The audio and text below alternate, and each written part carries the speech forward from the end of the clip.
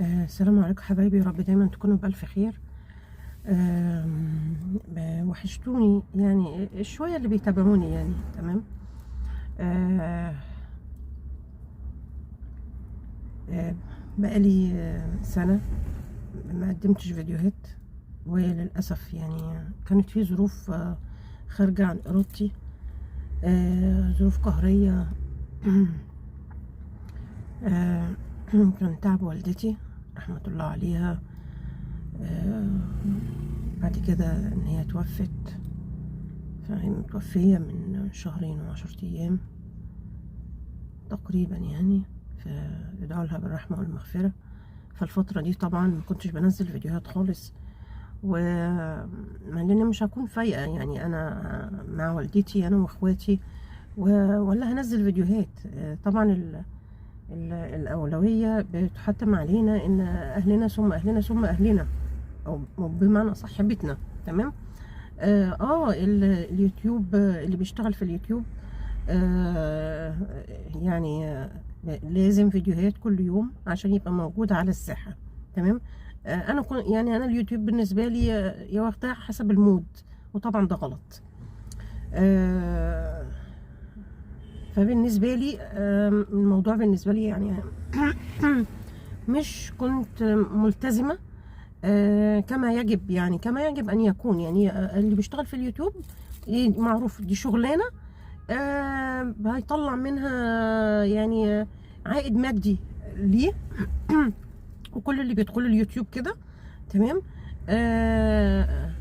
انا مش هقول لكم ان انا لا، انا بالنسبه لي لا او مش لا، انا كنت داخله فرحانه يعني بجو اليوتيوب وان وعاملاه ارشيف ليا وفرحانه بقى هيكون في ناس ومش عارفه ايه وهدايا والجو العام يعني. وبعد كده عرفت ان موضوع العائد، لان انا اساسا بقالي 5 سنين وحاجه على اليوتيوب يعني قديمه بس ما اجتهدتش وما انتشرتش ولا عملت اللي المفروض يتعمل يعني. تمام. وكمان انا حاطه رولز لنفسي يعني. الاول كنت باديه بايدي يعني مؤخرا يعني ابتديت سنه بوشي سنه، يعني كام فيديو بس اللي بوشي وحاجات معينه. تمام. فطبعا اللي انا بعمله غلط. اللي عايز يشتهر واللي عايز يعني يبقى مش يشتهر لا، يعني يكون موجود على الساحه، وفيديوهات تبقى تجيب فيوز اكتر وكلام من دوت. فيديوهات كل يوم بتعمل حاجات او محتوى بتاعك يشد.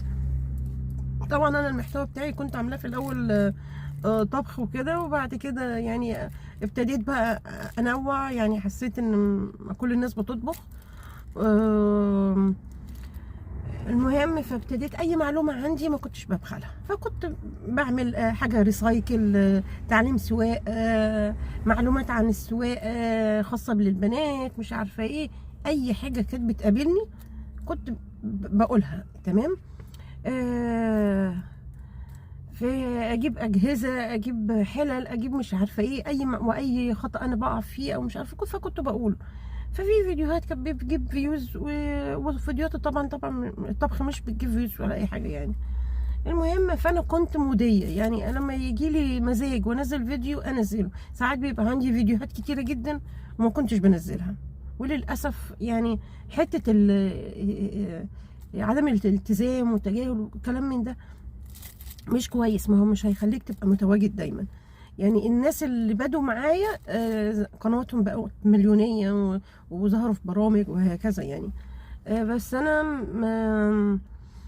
يعني مش هقول ما فيش حد بيدخل اليوتيوب مش عايز عائد مادي، لا، كل الناس داخله اليوتيوب وعارفه ان عايزين عائد مادي. حتى الحمد لله الواحد مستور والحمد لله يعني. تمام. بس ما فيش مشكله لما يكون في عائد مادي. احنا ما نعرفش اساسا الدنيا عامله ايه، ما اعرفش الايام الجايه عامله ايه. لما يكون مثلا حد بيشتغل في البيت باحترامه ويبقى فيه عائد جاي له من شغله وهو في مكانه، ايه المشكله؟ تمام. هنقول كلنا الحمد لله، كلنا الحمد لله. بس في بقى اللي بيجتهد عشان العائد دوت يجي، والعائد دوت يكون موجود ويحقق الشروط ويحقق حاجات كتيره. تمام. انما انا للاسف يعني، فده من اسباب اللي انا حساها وبعترف من اسباب فشلي انا يعني. وانا اللي ساعدت نفسي على كده يعني. انا لولا ان انا عامله فيديو عشان اداره اليوتيوب بعتت لي ميل ان هم يوقفوا الادسنس وبينبهوني وحوار كده يعني. طبعا انا كمود، انا في المود اللي الواحد فيه يعني مش هقول خارجه، لا انا لسه ما خرجتش، لان وفاه والدتي والظروف اللي الواحد مر بيها كسر الواحد يعني. وفاه عارفين يعني ايه ولا؟ طبعا يا ربنا ما يكتبها على حد، بس هي دي سنه الحياه. مش هقول يعني الوجع، انا بتكلم على الوجع والكلام من دوت، انما دي سنه الحياه. كلنا مفارقين، ما فيش حد قاعد يعني، كل واحد له دوره وميعاده. المهم يعني ربنا يحسن خاتمتنا وان يكون من عباد الله الصالحين يعني. وعشان كده برضو من ضمن الحاجات اللي الواحد بيفكر فيها، انا مش هقول ان انا مثاليه ولا انا لا، بس الواحد بيبقى حاطط لنفسه رولز يعني. انا مش يعني في حاجات ممنوعات، عامله ممنوعات يعني. ممنوع اقعد اصور بالكاميرا في الشقه ومش عارفه ايه وهكذا. لو واظهر ولادي، اظهر جوزي، اظهر عائلتي، مش عارفه ايه، لا ملاش لازمه. انا يعني معلش يعني انا دلوقتي البيت له حرمه يعني. حتى في ديننا بنقول حرمه البيت، ما ندخلش عيون الناس جوه البيت، وبعد كده نيجي نقول المشاكل بتيجي منين. يعني حالات كتير الواحد بيشوفها، وفي حالات اساسا بيعملوا عليها فيديوهات ومش عارفه ايه، وطلقوا مش طلقوا عشان يعملوا ترندات وكلام من ده. فانا ليه اجيب المشاكل وتجيلنا كده كده؟ الحياه فيها حلو وفيها مر وفيها مشاكل، غير مشاكل ليه بقى نوجع دماغنا؟ الناس ملهاش ان انا احكي انا عملت انا وجوزي، انا عملت انا ومش عارفه كذا، ولادي ومش ولادي واظهرهم، ملهاش لازمه. هم ليهم عندي معلومات، هم ليهم عندي حاجات، او في جزء معين في الشقه انا مثلا جبته صلحته عدلته فانا بوريه، انما مش همشي بكاميرا واقعد اعملها. دي المره الوحيده اللي انا عملتها وكان روتين. ف المهم بعد ما صورته ونزلته وكده، وطبعا كنت مجرياه، فما حسيتوش مش انا. حسيت ان واحده عماله تجري بهلوان، عماله تجري وكده، ايه ده معلش يعني. رحت دلته من على القناه. ف اللي عندهم جراءه، اللي عندهم حته ان يعملوا روتين. كل الناس بتنظف، وكل الناس بتعمل، وكل الناس بتحب تجدد، وكل الناس بتشتري، وكل الناس يعني شاطرين. احنا مش احنا هنقعد نعدل على الناس، بس ممكن ايه يكون في حاجات معينه انا ممكن اوري انت ممكن تعملي كذا في نطاق معين، انت مش عارفه كذا في نطاق معين. انما مش هشتغل بالكاميرا يعني، هسرح بالكاميرا في اوضه النوم، اسرح بالكاميرا بقى مش عارفه في ايه. لا يا جماعه، في حاجه اسمها حرمانيه. ومعلش انا يعني بحافظ ما هو قناه اليوتيوب دي صحيفتي دي هتتعرض يوم القيامه قدام ربنا كده سبحانه وتعالى. انا عملت ايه؟ هتعرض قدامه انا فيديوهاتي. هل فيديوهاتي كانت بتعلم الناس؟ فيديوهاتي كانت كذا؟ ولا بقى ايه اجي قدامه واقول له اصل انا كنت بعمل عشان الانتشار والفيوز واللي مش عارفه ايه والفلوس اللي هتيجي والكلام من ده؟ ده هيساوي ايه؟ يعني قدام ربنا لما تحاسب حساب عسير كده ويحصل كذا كذا كذا كذا، يقول انا وضحت الحلال بين والحرام بين وعارفين ايه الصح وايه الغلط. احنا لينا عقل في دماغنا، ولا بيتقال عليها ايه يعني عشان ما تاخدش غلطه يعني. لينا عقل بنفكر بيه، وربنا ميزنا بيه عن الكائنات الاخرى، وبقينا عارفين الصح والغلط ايه.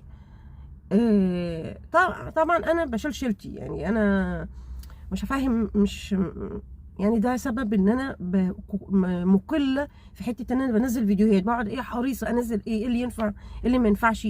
اي حاجه كنت معلومه حتى لو هتقدر تفيد غيري انا كنت بنزلها، انما مش على الفاضي والمليان فيديوهات وهكذا. ومشكلتي ان انا كمان مش كل الناس بيبقى لها ملكات كده في حاجات معينه. انا شايفه نفسي في حاجات معينه بس ممكن اكون مقله فيها، مش عارفه يعني. انا للاسف يعني عامله زي النجوم كده اللي يقول لك ايه، لسه بيكتشف نفسه. انا برضو لسه ما شفتش نفسي في حاجات معينه لسه يعني. بس الحاجات اللي انا عرفت ان انا اقدر اديها للناس دي عملتها يعني.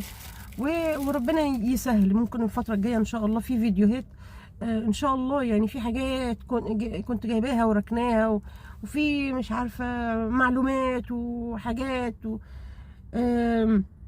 في نطاق المطبخ برضو، ان انا في حاجات كده كنت عايزه اقولها لكم، بس كنت مستنيه يعني اللي انا كنت فيه، يعني الواحد يعني افوق شويه ان شاء الله كده، عودا حميدا للواحد بقى يرجع، ونقدر نقدم فيديوهات ونكون متواجدين ونعوض اللي فات. تمام. هو انا بالرغم ان انا كنت ما كده يعني ما بنزلش فيديوهات، بس اي حد كان بينزل سؤال انا كنت برد عليه، لان الرد على السؤال سهل، انما ان انا اجهز كاميرا واعمل فيديو ومش عارفه ايه، ده يعني بياخد وقت، يعني الواحد مش جاهز. يعني انتظروا كده الواحد كده يكون ينزل فيديوهات ومعايا. شجعوا الواحد، يعني يا ريت تشجعوا بجد، يعني شجعوا الناس اللي يكون محتواها ليه هدف، عايزه تثبت وجودها. مش هقول لكم بلاش بقى الفيديوهات التافهه والهايفه واللي مش عارفه ايه، والفيديوهات اللي ملهاش اي 30 لازمه وكلام من دوت، بس كل واحد بياخد رزقه. تمام.